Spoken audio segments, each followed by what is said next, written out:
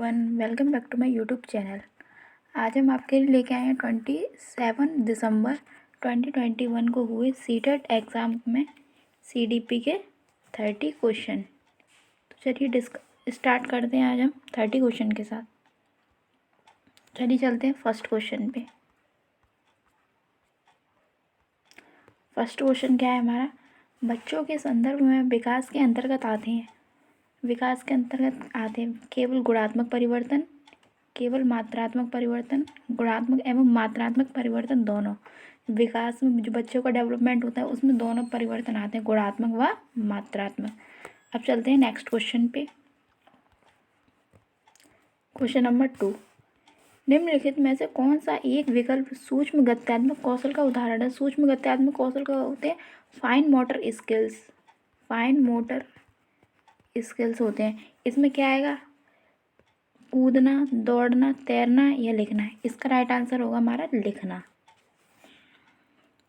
ये सारे तो होते हैं ग्रॉस मोटर के होते हैं सारे, ये फाइन मोटर का होता है लिखना। अब चलते हैं नेक्स्ट क्वेश्चन पे। क्वेश्चन नंबर 3, बच्चों के विकास के संदर्भ में संवेदनशील चरण से क्या तात्पर्य है? संवेदनशील चरण से क्या तात्पर्य है? इसका राइट आंसर होगा किसी व्यक्ति में विशिष्ट क्षमताओं के उत्थान का इष्टतम चरण। चलते हैं नेक्स्ट क्वेश्चन पे। क्वेश्चन नंबर 4, समकक्षी समूह के संदर्भ में क्या सही है? समकक्षी समूह का संदर्भ, इसका राइट आंसर होगा हमारा बच्चों के द्वितीय समाजीकरण में उनकी एक महत्वपूर्ण भूमिका होती है। अब चलते हैं नेक्स्ट क्वेश्चन पे। क्वेश्चन नंबर 5, इनमें से कौन सी उप अवस्था लॉरेंस कॉलबर्ग के नैतिक विकास की पारंपरिक अवस्था के अंतर्गत आती है? उप अवस्था क्या होती है? जो उसकी सब स्टेजेस हैं लॉरेंस कॉलबर्ग की। तो इसमें पूछे कन्वेंशनल स्टेज के बारे में पूछा है, तो इसका राइट आंसर होगा सामाजिक सरोकार और आत्मबोधन। अब चलते हैं नेक्स्ट क्वेश्चन पे। क्वेश्चन नंबर 6, समायोजन घटित होता है। समायोजन कब होता है? एकोमोडेशन बोलते हैं समायोजन को, जो पहले वीडियो में बताई थी मैंने। समायोजन कब होता है? इसका राइट आंसर होगा आपका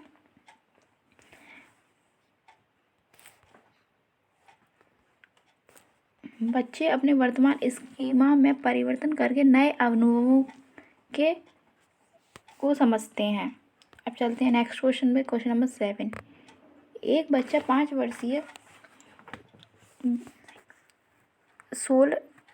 वर्षीय बच्चे को 16 फूलों के चित्र दिखाए जाते हैं, जिनमें से 4 लाल, 12 नीले रंग के। जब बच्चे से प्रश्न पूछा जाता है कि नीले फूल अधिक हैं या लाल फूल अधिक हैं, तो बच्चा उत्तर देता है कि नीले फूल अधिक हैं। पियाजे के अनुसार इसका अभिप्राय है कि बच्चा अभी डैश हासिल नहीं कर पाया है। क्या हासिल नहीं कर पाया है बच्चा? इसका राइट आंसर होगा श्रेणीबद्ध वर्गीकरण। अभी वो वर्गीकरण नहीं कर पा रहा है अभी बच्चा। अब चलते हैं नेक्स्ट क्वेश्चन पे। क्वेश्चन नंबर 8, एक अध्यापिका शिक्षण अधिगम प्रक्रिया में विद्यार्थियों को सहपाठियों से अंतःक्रिया कराकर एवं सहारा देकर अध्यापन करती है। यह शिक्षण अधिगम की प्रक्रिया किस पर आधारित है? इसका राइट आंसर होगा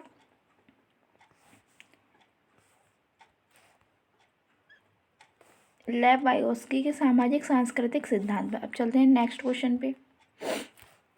क्वेश्चन नंबर 9, प्रगतिशील शिक्षा में पाठ्यचर्या के उद्देश्य को महत्व देते हैं। इसका राइट आंसर होगा आलोचनात्मक चिंतन, जो क्रिटिकल थिंकिंग होती है वो। अब चलते हैं नेक्स्ट क्वेश्चन पे। क्वेश्चन नंबर 10, हार्वर्ड गार्डनर के बहुबुद्धि सिद्धांत के अनुसार इनमें से कौन सी बुद्धि जटिल आंतरिक भावनाओं को पहचानने और उनका प्रयोग करके अपने आचरण को दिशा देने की योग्यता से संबंधित है?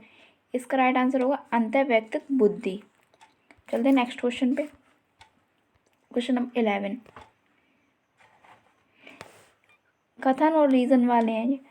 कथन में दिया है कक्षा ए में प्रिंट समृद्ध वातावरण का सृजन बहुत महत्वपूर्ण है, और इसका तर्क दिया है उपकारी वातावरण भाषा विकास में अर्थपूर्ण भूमिका निभाता है। तो इसका राइट आंसर होगा ए और आर दोनों सही हैं, और जो आर है वो ए की सही व्याख्या करता है। चलते हैं नेक्स्ट क्वेश्चन पे।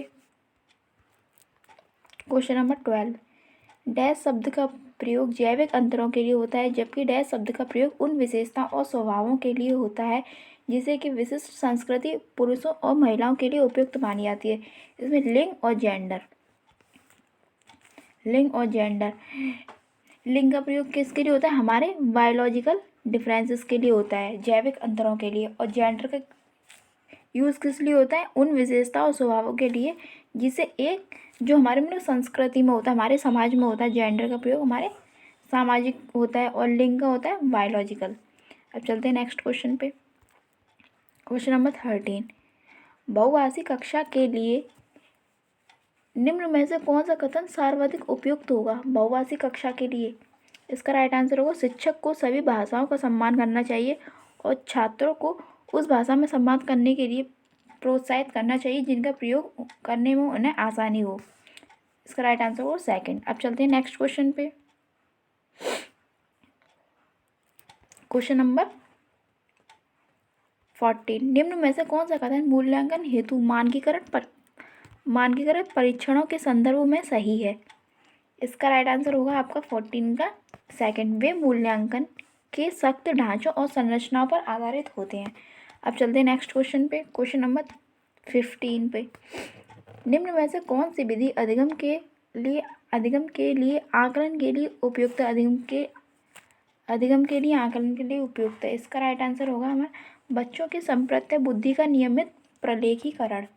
अब चलते हैं नेक्स्ट क्वेश्चन पे। Question number 16। एक अध्यापिका अपने बच्चों को गणित के सवालों के उत्तर तक पहुंचने की प्रक्रिया को व्याख्या करने के लिए बढ़ावा देती है। अधिगम की प्रक्रिया के संदर्भ में यह तकनीक है। इसका राइट आंसर होगा अधिसंज्ञान कौशल के विकास में मददगार है। अधिसंज्ञान क्या होता है? मेटाकॉग्निजियम। अब चलते हैं नेक्स्ट क्वेश्चन पे। Question number 17।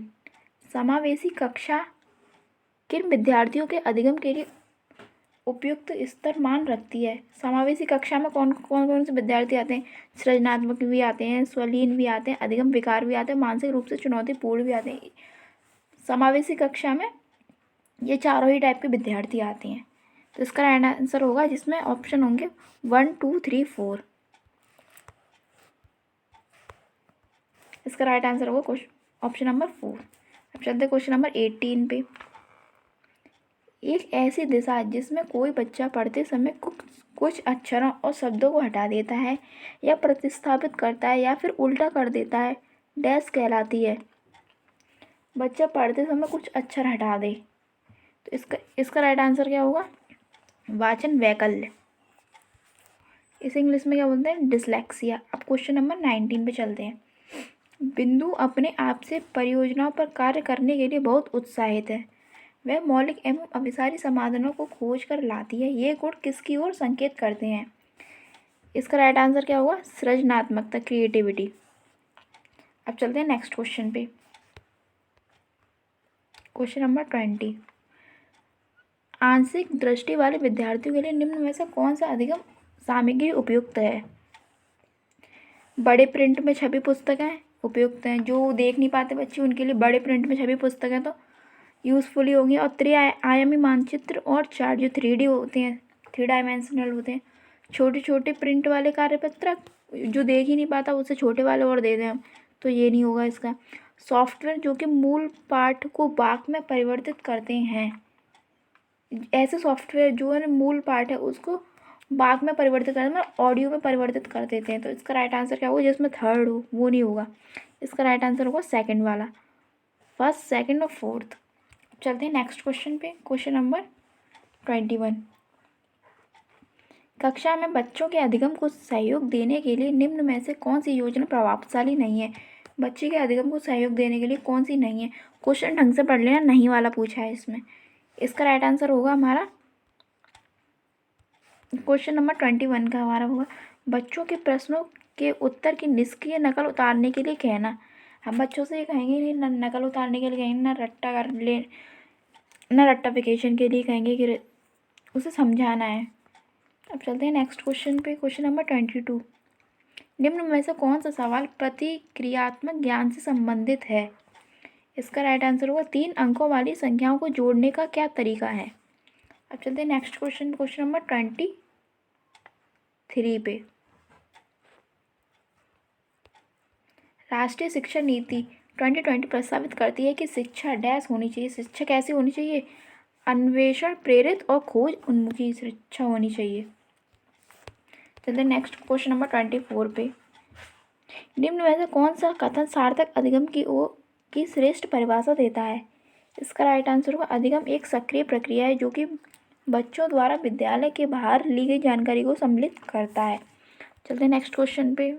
Question number 25। समस्या समाधान के संदर्भ में किसी समस्या को एक ही तरीके से प्रस्तुत करने पर अटक जाना क्या कहलाता है?